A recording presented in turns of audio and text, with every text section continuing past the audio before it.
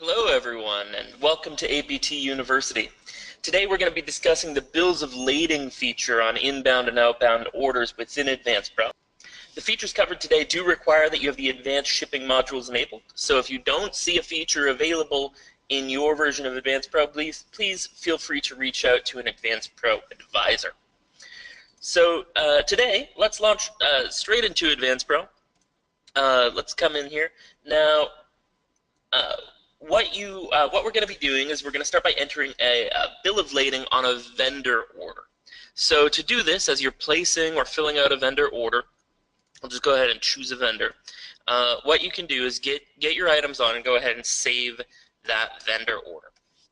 Now, if you need to arrange freight, you can click this vendor freight button that will appear if you've got the advanced shipping modules enabled. And this allows you to track things like freight quotes, customs information, container and shipping information, and attach these records to this order so that you can come back a week later, a month later, and to go ahead and see what the details on that bill of lading are. When is it expected to arrive? This is a reference field mainly.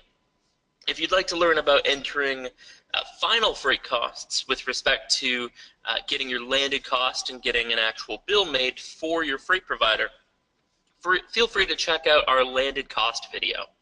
But this is where you're going to come in. You can go ahead and fill out each of these fields and add. You can add multiple bills of lading to the same order. So if it needs to stop off in multiple locations, or if it's got broken into several shipments, you can go ahead and add a bill of lading for each shipment.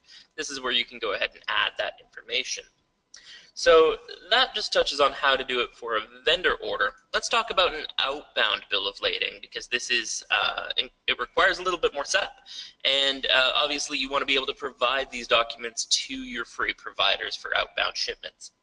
So there is a number of steps to set this up. The first step is you'll need to come to admin. You're going to want to come to utilities, and you're going to want to come to the advanced shipping tab. And what you're going to want to do is create pallet rules. So you can see here you can set up a pallet type.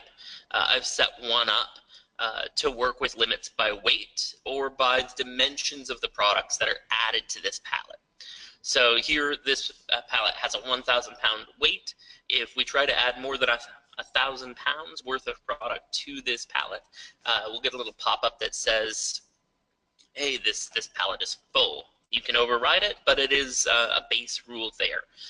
The other option is to do it by cubic dimensions, and you can go ahead and put in the maximum width, height, or weight or length for any given pallet. You can see we've got one already set up.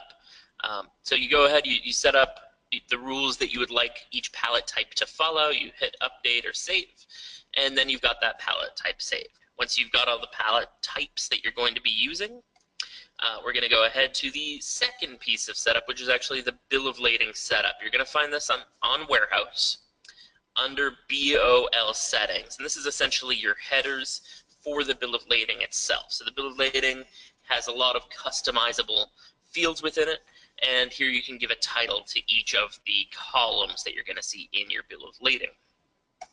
Now, the next step does require, you'll see this create pallet button. You'll only see it if you have orders in the to ship stage, so you must have picked and packed. And the other thing about these orders is they must have a carrier assigned to them. So if we go to the one that we're going to be looking at, we've got one, it's going to be carried by UPS, and we've also got another order that's going to be carried by Joe's Fast Freight. So at this point, if we're in the Warehouse tab, we can go and create pallet. We choose the customer we're shipping to. We choose the carrier, in this case Joe's Fast Freight. We choose the warehouse we're shipping from.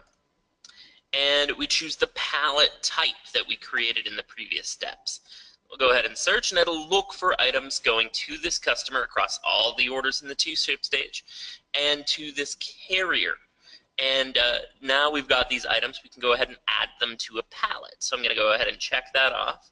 Now, if we've got more than the maximum for that pallet type, we can create multiple pallets this way. I'm just going to go ahead and save this as a single pallet, and we'll close. So now we've created our pallets. We can go to View All Pallets, You'll see we have 2 pallets right now, one for customer 2, one for customer 1. You can check off the pallet that you're going to ship, and all the pallets by customer and carrier.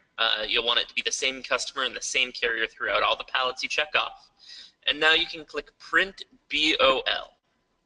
And when you do this, you'll get a preview. You'll see there's a number of fields we can adjust. We can adjust this upper header, we can adjust the disclaimer, and we can go ahead and fill out information in the address, the weight, the cases, and the pallets. These are the headings that we set in that previous bill of lading settings step.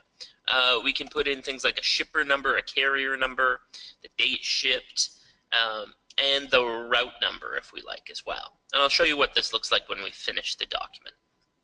So this is going to come out with our finished bill of lading. And you can see all of these fields get filled out. It will show the total weight of the pallet that you're shipping. And you can write your own terms. You can write any large notes that are required for this bill of lading. So this is how we get an outbound bill of lading generated by AdvancePro. So this way you can have all of your shipping prepared and ready to go when your carrier shows up to pick up your shipment. Now, once you're finished, when we're ready to actually ship, we'll come back to the warehouse, we'll open up that order in the to ship stage, and I'm going to go ahead and actually ship it out. So here what we'll do is we'll actually ship it from here. There we go.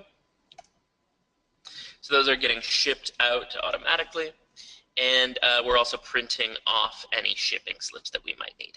So those are all getting printed for us. Now at this point, we've now shipped those pallets. If we go back to our View All Pallets area, we're going to be able to, if we come into Warehouse and go to View All Pallets now, we are going to see that those pallets have actually now been shipped. So they've been shipped now. We can no longer add them to future bills of lading, but what we can do is if we go to our reports and we go to warehouse reports, we do have a report by pallet to see when any given pallet was shipped and with which carrier and to which customer and what was in those pallets. So this is a report that you can easily go ahead and print off. So this concludes our tour of the AdvancePro bill of lading feature within AdvancePro.